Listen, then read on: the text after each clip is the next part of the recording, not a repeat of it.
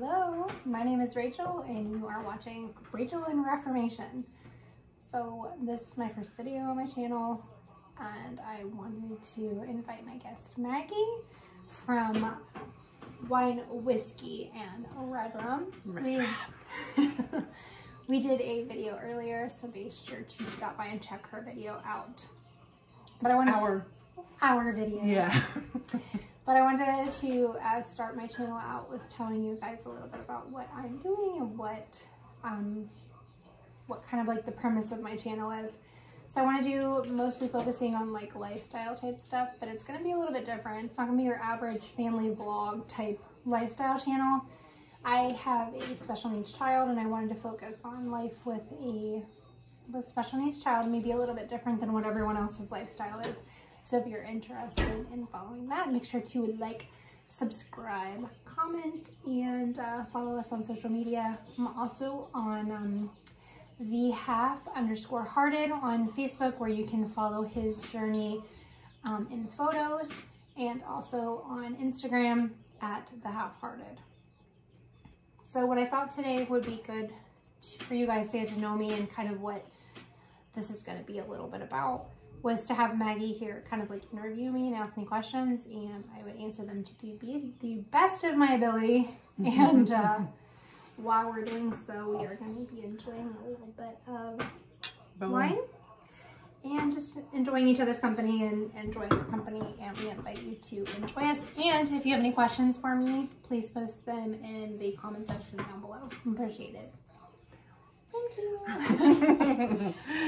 Hello, like Rachel said, I'm Maggie, and I'm honored to be here to ask her some questions and give you a glimpse of what she might be going through, what her life is like, and her background.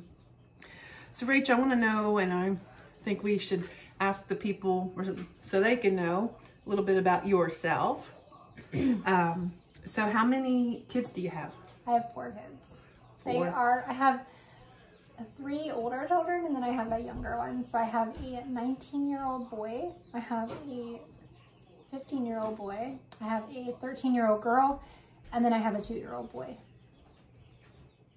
It's a big gap. Yeah. So you can guess which one was the surprise. Yes. Probably based off of that. So what did you think when you found out that you were pregnant with your 4th one? When I found out I was pregnant with my 4th one, I was really surprised because I actually had cancer and radiation treatment, and I was told that I couldn't have any more children. So it was a little bit of a surprise in that, and a little bit of a surprise in also that we weren't planning to have that 4th baby. So I was really, it was bittersweet because I was really discouraged at first and kind of thinking like, I'm so much older, there's so much can go wrong, like, not really ready for this. It wasn't part of the plan. Life is just starting to get a little bit easier with the ages that my children are, and now I'm going to be starting over. So that's kind of where we were in the beginning. Yeah. So how, like, when did you find out that you were pregnant? How did you find out? Or well, I am like clockwork, so I'm like, my period's like regular, like on the dot. So when I found out was probably like 4 or 5 weeks pregnant because I didn't start a period. So I was like, found out right away. And it's so weird because I knew at conception. Like, oh wow. They say some people can sense that. It just happened, and I was kind of like, I bet I'm pregnant. And I think that's why I was on such high alert. Take the pregnancy test within like a week of missing my period and finding out that I was indeed pregnant. Wow. So it's that mother's intuition. I think so. Yeah. And I think just as you get older, knowing your body and like, even, without being too disgusting, I'm a nurse, so I'm disgusting. Viewer discretion is advised. So there's a consistency that you have like prior to having your normal cycle, and when I was having that consistency, I knew that that was my fertile time. So when there was a time we experienced like normal marital relations during that, and I kind of figured that had happened, and I was correct. Well, you have a beautiful baby out of that. Yeah, But I think so too. yes, you should be very proud of all four of them. They are good kids. Yeah, they're very good kids.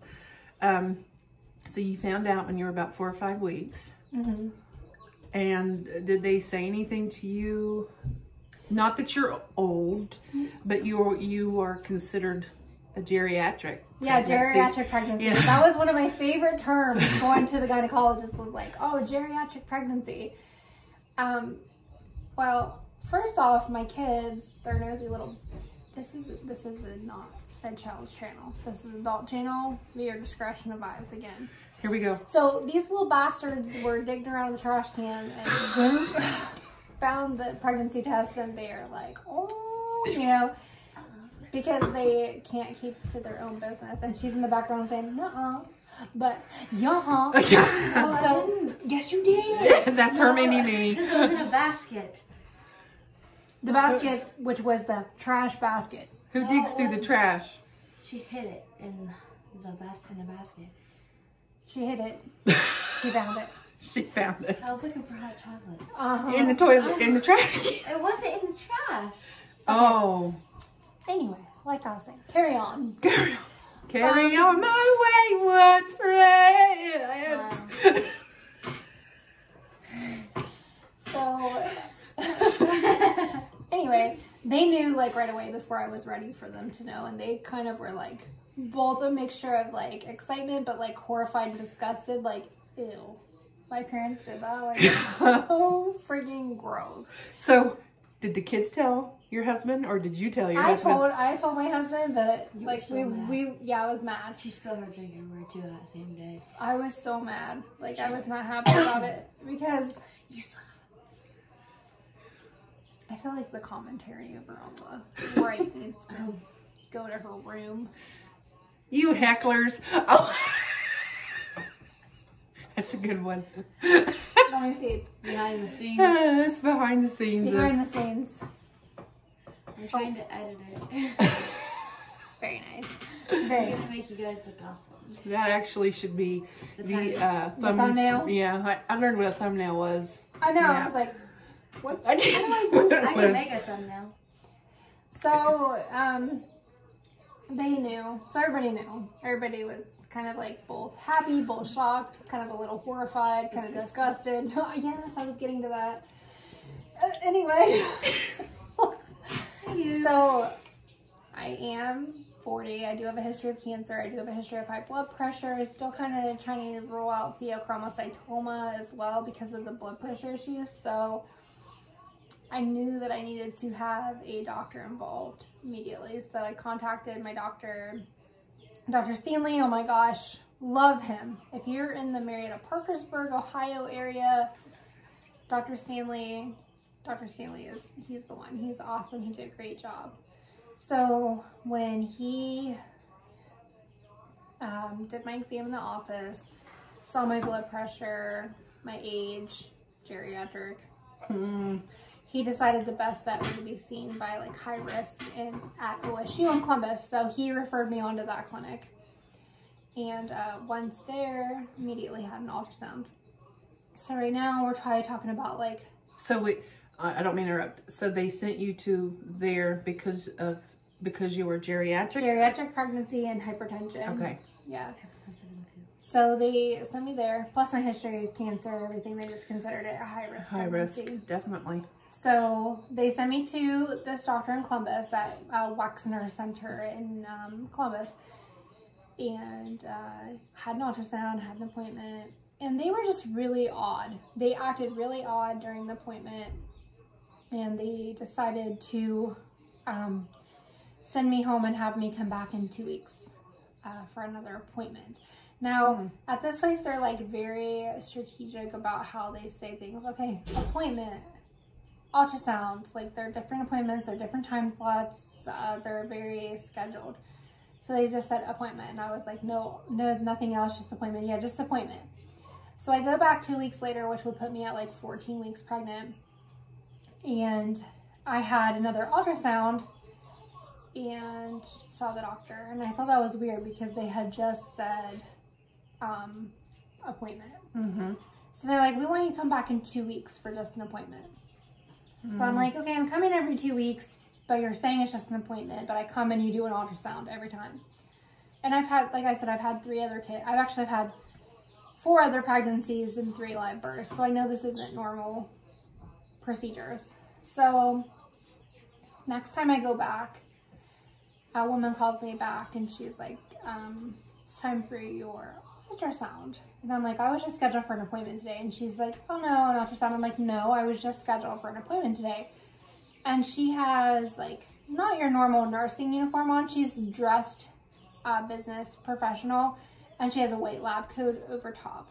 And she had her name badge on, and I remember looking at her name badge and saying, you know, you have an awful lot of letters after your name to be just oh wow, taking me back for an ultrasound.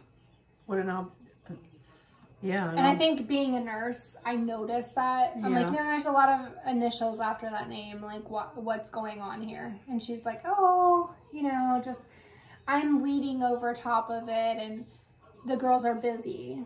So since I'm the boss, I'm going to be doing it, like downplaying it. So she did the ultrasound. She was very upset she was visibly upset during the ultrasound, very quiet, didn't talk to me much. What do you hope you have? So I purposely said, I hope I have a healthy baby. Like, she's meaning boy or girl. So I purposely say, hoping I have a healthy baby. And she was like, yeah, you know, so I know something's going on. So they leave me in the room. It wasn't very long. Then the doctor comes in. I'm sitting like on a bench for 2. He comes and sits right beside me and puts his arm around me, and he's like, you know, there's a problem. We think an abortion would be the best. Now, that's not something that you want to hear. That's not something you want to hear, especially not saying anything about anybody who believes that abortion is the best option for them, but I'm Catholic, so abortion, both morally, ethically, and religiously, is not the best option for me. So that was completely not an option for me personally. If that's something that you decide to do, I'm not condemning you or damning you or anything like that. I'm just letting you know that your perspective, what you choose. I can live with, yeah. What I can live with personally, I can't live with that. So that's not an option. It was very heavily pressed upon me that I should have an abortion. That's why I'm not mentioning the doctor's names and things like that, because if I was 20-year-old Rachel going in with my first pregnancy and they were saying you need to have an abortion, I think where I was emotionally and psychologically at that time, I would have been like, well, the doctor says I need to have an abortion. That's just what needs to happen. Right. And I would have listened. And then I had to live with that choice for the rest of my life. And any time after that I would have got pregnant or had a baby, I would be thinking like about this child that I aborted. And in my mind, I would think this child that I had killed. So that's not something that I felt that I could live with. So, and that just made me think a lot about all these younger moms going in there and in the same situation, and just maybe that I believe in that's your choice, but sometimes when you're so heavily pressured by people who are supposed to know more than you do, you take their word for it. You take their word for it, even if that's not where your heart is. Right. So luckily, this happened at a point in my life where I felt confident in saying, and so that's what I did. I said no, and I chose to have him, and I think that's a lot of times why I don't complain very much or try to like cry or whine as much, because I feel like this is the conscious decision I made to have him, knowing what would be involved potentially. Anybody that knows her knows that she's not like that. I don't know how she does it, but you don't come across that way as being whiny. You actually seem very strong. What you are, you're very strong. And she, even though everything she's been through, she's handled this with dignity and grace and love, and I don't think a lot of people could do that. And another disclaimer about that is that I've had the support system to do so. I have beautiful friends by my side, as you can see, who support me and stick up for me, and if I called them in the middle of the night and got into a situation where I'm like, I can't do this. Will you come sit with the baby? Like, I have people that would do that for me. And I know I recognize that not everyone has that luxury. Yeah. So I'm not condemning anybody who has to make different choices, but I am saying that I feel like God has put me in the perfect place to be able to do this. So when the doctor sat down and told you that, what was the next step? Like, what did he tell you at that time? That the baby would not survive birth because he had a genetic heart defect, which was called HLHS, which is hypoplastic left heart syndrome, but that they believed that he had an intact atrial septal defect, which was fatal. This was at 14 weeks, and this was an ultrasound diagnosis. So in order for them to determine the ISD, the intact septal defect, they needed to wait until I was a little bit further along to say that for certain. But basically, it's a fatal diagnosis, and so they recommended abortion. That's sad. Yes, it's very sad and hard for you. I can't imagine as a parent. And that should not, I don't think that should be their decision. I think that the mom should think about that before the doctor comes in and says that this is the best option, because you don't know what that person believes in or what that person goes through. And that's my daughter. That's one of her mama's warriors there.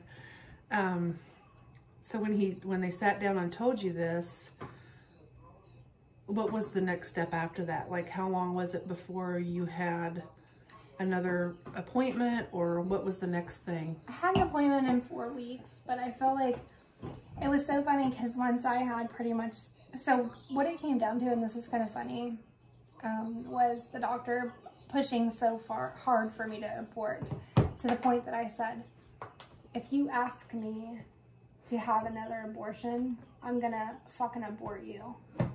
And he just started busting up laughing. He was like, good okay. for you.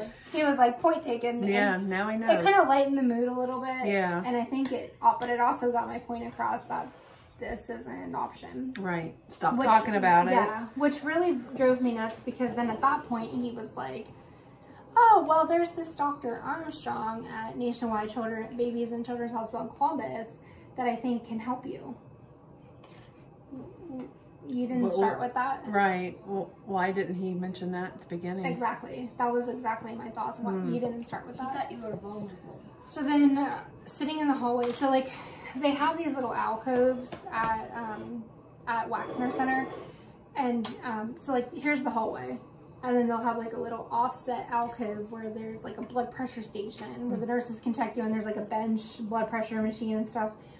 So she's checking me in, and these two, I believe they were physicians, were walking up the hallway, and the one says, so hypoplastic left heart syndrome, well, they can't see me because I'm in the alcove. Oh. So they're standing at their computer talking first. They're like, so hypoplastic left heart syndrome, blah, blah, blah, and they're talking, and then the one's like, do you think this baby is going to live? And the one walking down the hallway to the left says, no, and starts laughing, and they walk right past me.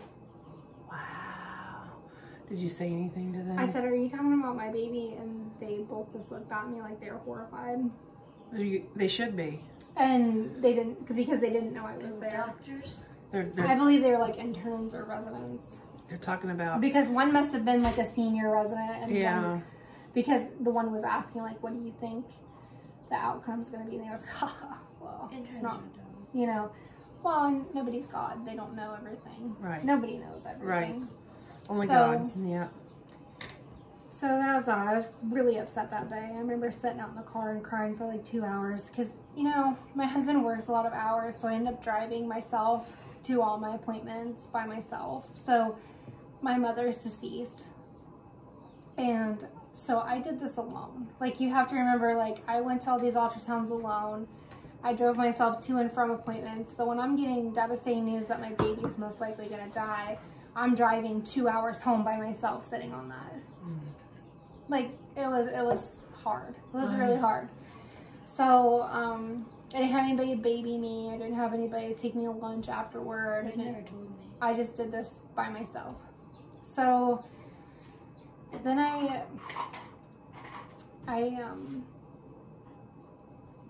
had talked to them about this Dr. Armstrong. Well, they have a fetal intervention team.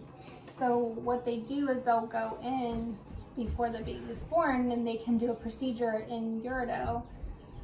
So whether you're still pregnant for the baby around 32, 34, 36 weeks, they'll go in and they will actually take a needle through your abdomen,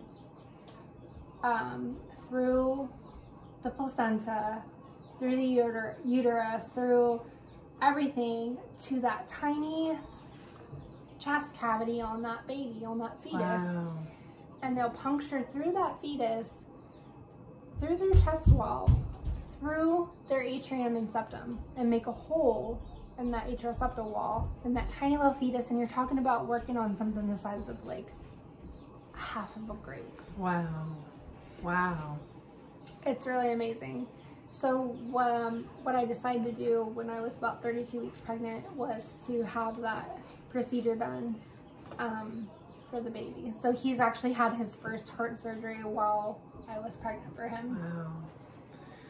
Yeah. That's tough. And this was in Columbus. This was actually, they ended up having to send us to Cleveland. So there's a collaborative between Columbus and Cleveland, Ohio, and they work together. They have a heart collaborative, and they work as a team at both places to provide care. So like they do this fetal intervention in Cleveland. Dr. Stranick, love him, amazing, awesome. If you have a baby, if you're coming on this video because you have a baby with hypoplastic left heart syndrome, you have a baby with HLHS and ISD, and you're interested in a fetal intervention, please, please, please reach out to me. Comment, send, I don't know, go on my Instagram, _hearted, send me a PM. I will put you in contact with Dr. Stranick. Awesome, awesome experience, saved my baby's life, because once maternal circulation ends and fetal circulation begins, and there's no place for that blood to go with that intact septal wall, as soon as that baby takes his first breath, essentially he suffocates to death. Wow. So please, please, if you are in this situation, you are considering keeping your child, please reach out to me. If you can't come to Cleveland and get help, maybe Dr. Stranick can put me in touch with a physician in your local area that does fetal intervention. Just please, I think it's so important to give this baby a fighting chance. So at what point was he did you get the diagnosis? 16 weeks. 16 weeks, okay. So after this procedure, was there any more while you were pregnant? I got the procedure at 32 weeks. There wasn't any more after that. I had to come home and kind of like stay rested because they're going through the placenta, they're going through the uterus, all that stuff. There's a very high risk for spontaneous abortion.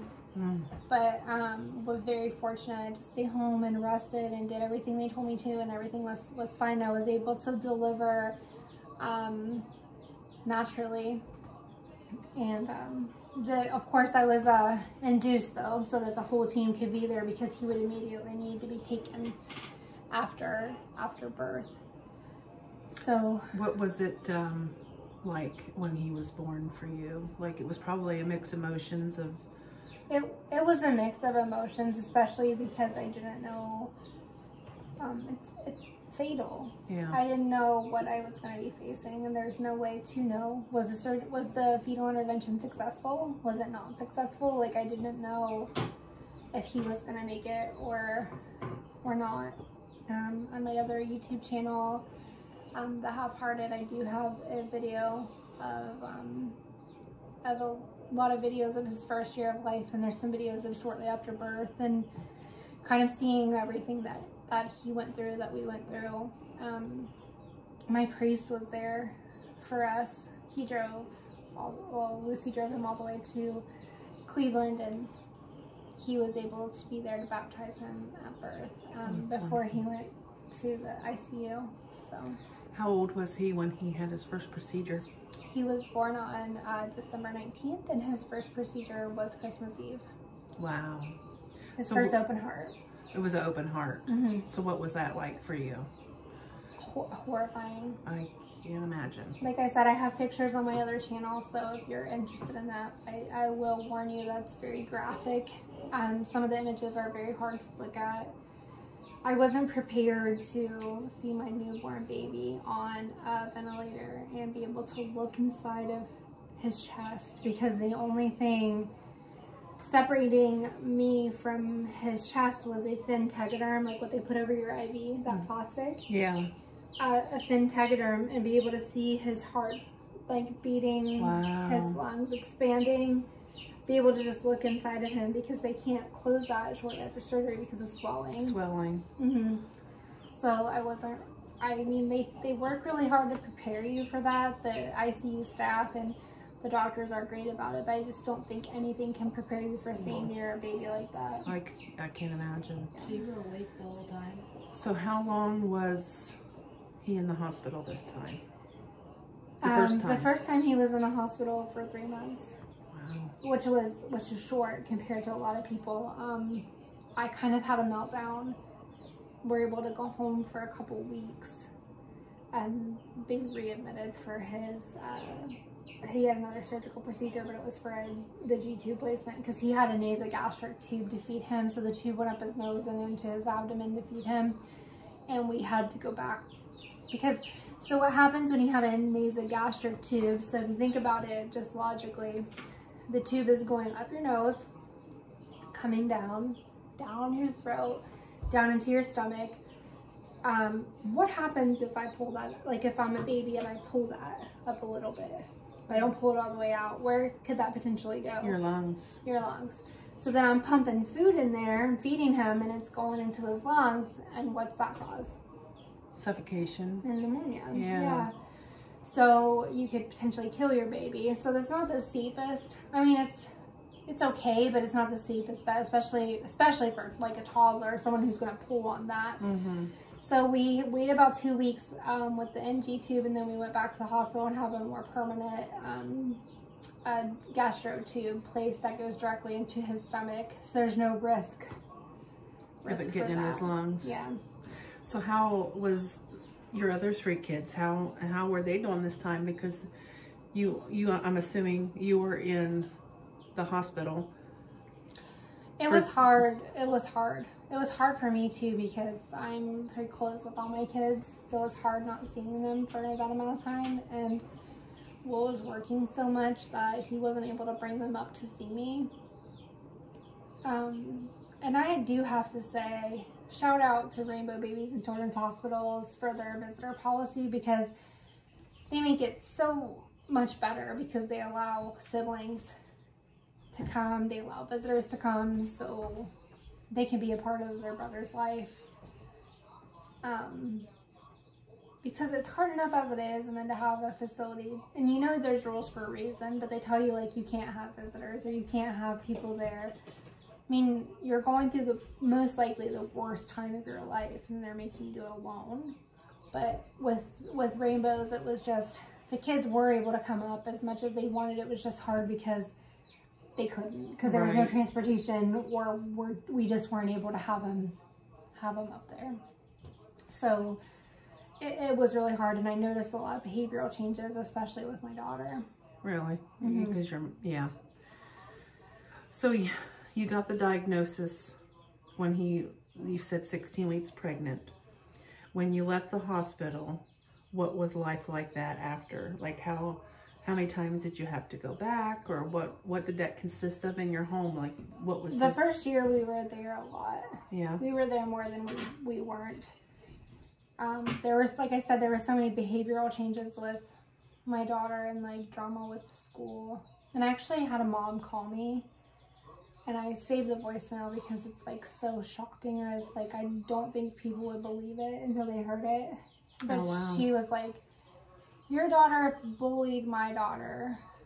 No, and I'm just like, I'm sorry about that. And she's like, whatever. I'm sorry your baby's sick or whatever, but you need to fucking deal with this before I call the cops. Oh my. For bullying her kid when my kid's going through this. Wow. And no compassion. Compassion at all. Even when I explained to her the situation, I apologized and explained to her the situation. No compassion. Doesn't give a shit. Wow.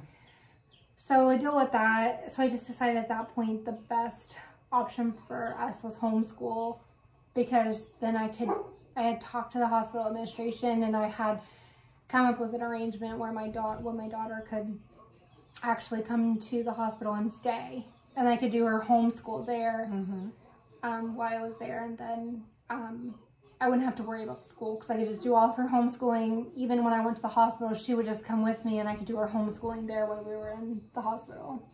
But it was also good because it gave me a nice distraction from the hell I was living, because I knew I had to focus on her schooling every day. Right. You have to definitely do that. It's a big balance, because you want to make sure that they get their time with you, and plus be there for the baby and what he needed. So,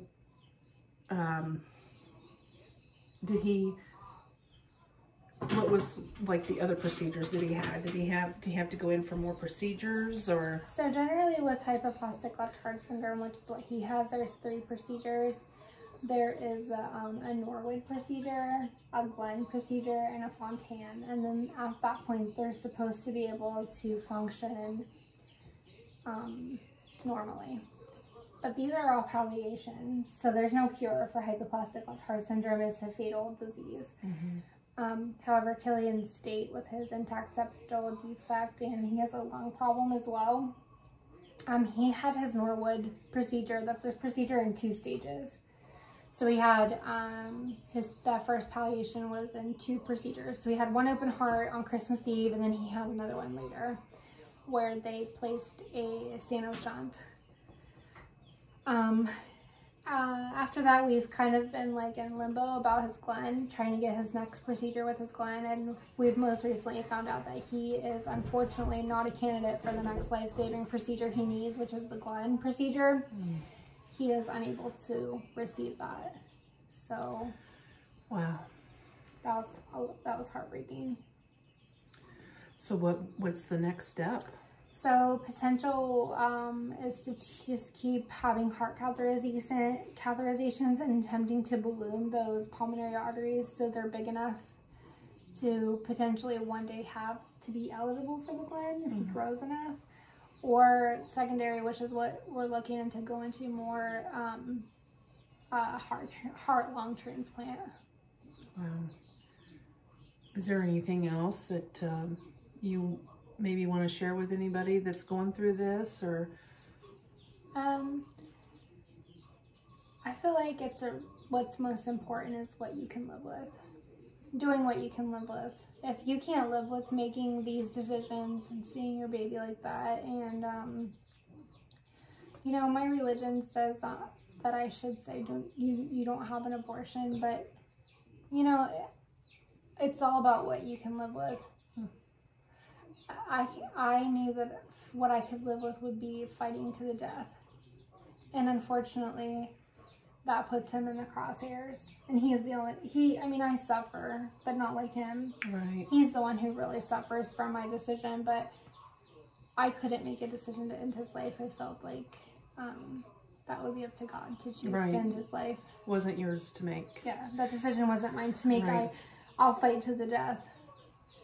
But he is beautiful. He's exceeded everyone's expectations. And for those of you who don't know what HLHS is, it's hypoplastic left heart syndrome. And forgive me, I'm going to read off of here because it's hard for me to explain anatomy to you guys. But HLHS is a birth defect that affects normal blood flow through the heart.